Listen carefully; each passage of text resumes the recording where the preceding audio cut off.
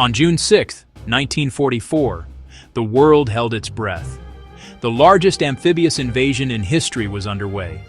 Thousands of ships crossed the English Channel. Tens of thousands of young men prepared to storm the beaches of Normandy, France. This was D-Day, the start of Operation Overlord. It was a moment that would change the course of the Second World War. We have seen this story in films and read it in books. These stories often create a sense of mystery and intrigue. They paint a picture of a single, perfect secret plan that guaranteed victory. But history is rarely so simple or clean. It is a story filled with complexity, near disasters, and incredible human effort. Operation Overlord was the code name for the Allied invasion of Northwest Europe. The goal was straightforward but immense: to land a massive army in German-occupied France and open a second major front against Hitler's forces. The plan was not born overnight. It was the result of years of strategic debate, planning, and preparation that began as early as 1942. Key leaders like American General Dwight D. Eisenhower and British General Bernard Montgomery were tasked with turning this concept into a workable military operation. They had to decide on the best location, the right timing, and the sheer volume of men and material needed to succeed. The planning process was incredibly detailed. Teams analyzed tidal patterns, beach gradients, and German defensive capabilities. The choice of Normandy was a critical one. It was not the most obvious target. The Pas de Calais, the closest point to England, seemed logical. The Germans thought so too and heavily fortified it. Allied planners chose Normandy because it was less expected. General Montgomery argued for a wider front with 5 landing beaches and more airborne troops to protect the flanks. This change significantly increased the logistical burden. More ships, more landing craft, more planes, more soldiers assembled, trained, and supplied. Civil leaders were informed, but details fell to field commanders. It was collaborative and contentious.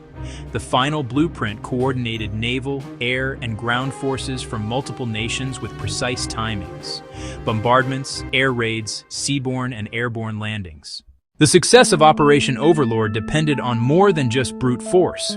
It depended on fooling the enemy.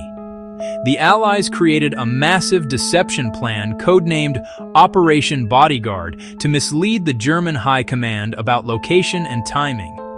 Bodyguard was not a single trick. It was a symphony of misinformation, diplomatic rumors, fake radio transmissions, and double agents, making the Germans spread their forces thin across thousands of miles of coast instead of concentrating in Normandy. Fortitude had 2 components. Fortitude North created the illusion of an invasion of Norway, a fictional British Fourth Army in Scotland, fake signals, and visible activity, tying down hundreds of thousands of German soldiers in Scandinavia long after D-Day began. Fortitude South aimed the German gaze at Pas de Calais. The Allies created a fake 1st U.S. Army group opposite Calais, nominally commanded by General George S. Patton. They built hundreds of inflatable tanks, dummy aircraft, and decoy landing craft while flooding the airwaves with fake traffic to simulate a 1,000,000-man army. Double agents, captured spies turned by British intelligence, including the Spanish agent codenamed Garbo, fed convincing false reports, reinforcing Fusag movements. Even after June 6th, Hitler and his generals believed Normandy was a diversion. Panzer divisions remained near Calais for weeks, giving the Allies time to secure a foothold. It was brilliantly executed. Over time, the complex story of D-Day has been simplified into a few powerful myths. One myth claims a single, brilliant secret plan controlled every detail and unfolded perfectly. The reality: Overlord was built on contingencies. Planners expected chaos. The plan was a framework for flexibility, not a rigid script. On D-Day, units landed in the wrong places. Paratroopers were scattered far from drop zones, and communications broke down. Success came from training, initiative, and courage. Junior officers and individual soldiers adapting to the chaos to achieve their objectives anyway. Another myth: spies and deception alone won the day. Bodyguard was vital, but useless without overwhelming military power, near-total Allied air superiority and massive naval firepower.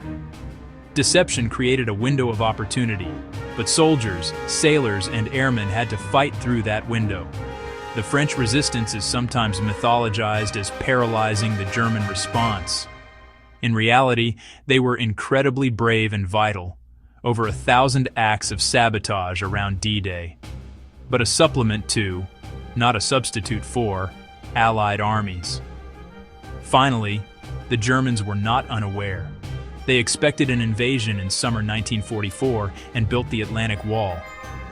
The real question was where and when. Allied deception didn't hide the invasion. It made the Germans look the wrong way. They knew a punch was coming. They guessed the wrong target. The timing of D-Day was at the mercy of the weather. Planners needed a full moon for airborne drops, a low tide near dawn to expose obstacles, and several days of calm seas and clear skies. These conditions came only a few days each month. The original date was June 5th.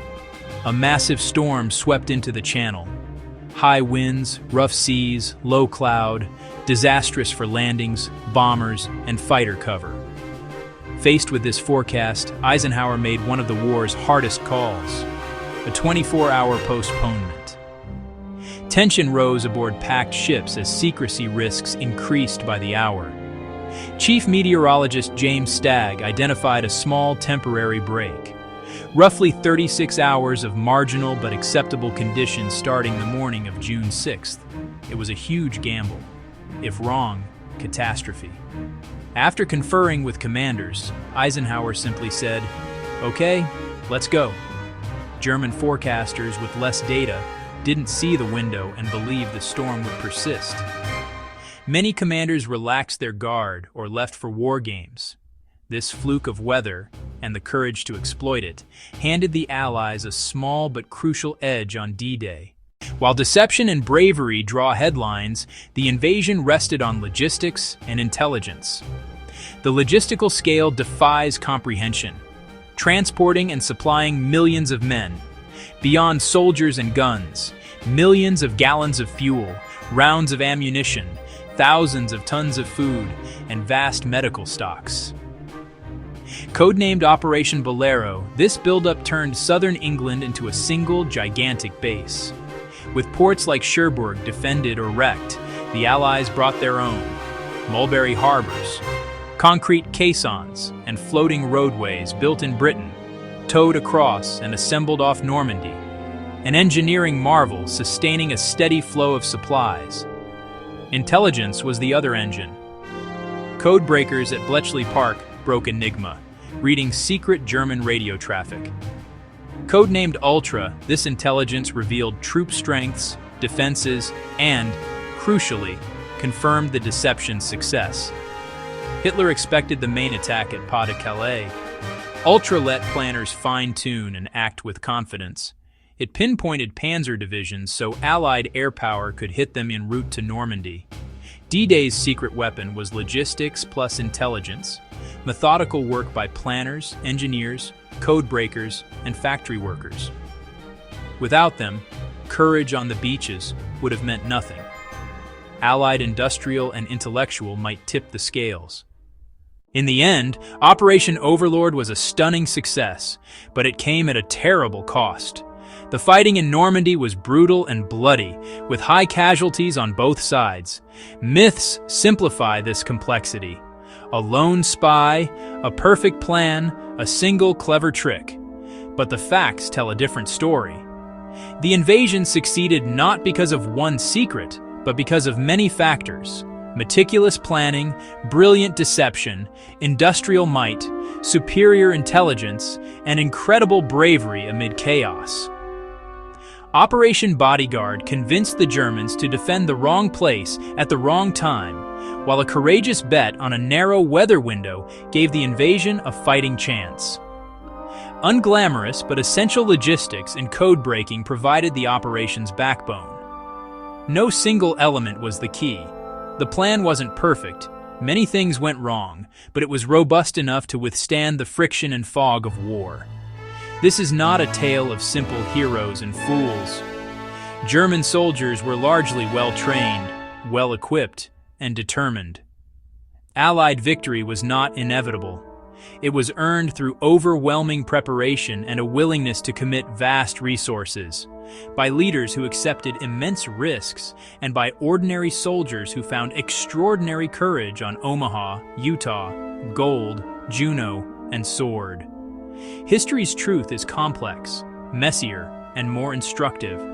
The real secret was immense, coordinated, sustained hard work by millions, collective effort, careful preparation, and unwavering resolve.